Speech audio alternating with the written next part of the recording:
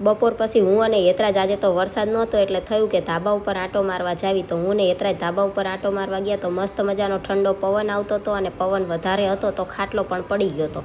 ખાટલાને ઊભો કરી અને અમે આવતા રહ્યા નીચે. અમારે જવાનું હતું જલેબી અને ચોળાફળી લેવા. ત્યાં પહોંચ્યા ત્યાં તો ગરમા ગરમ જલેબી બનતી હતી અને ચોળાફળી બનાવેલી હતી. તો અમે જલેબી અને ચોળાફળી લઈ અને ઘરે આવ્યા તો જયદીપ નાય અને તૈયાર થઈ ગયા હતા.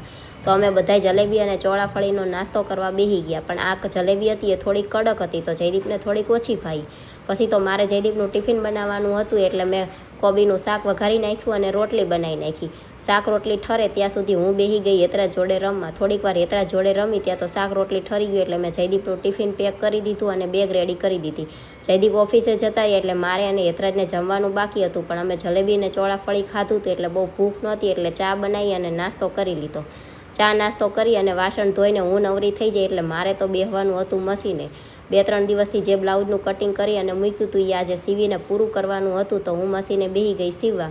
અને હું સીવતી હોય ત્યારે આ ભાઈને બીજું તો કાંઈ કામ હોય નહીં એટલે આવા બધા નાટક કર્યા કરે. વિડીયો ગમે હોય તો લાઈક કરજો, ચેનલને કરજો સબસ્ક્રાઈબ.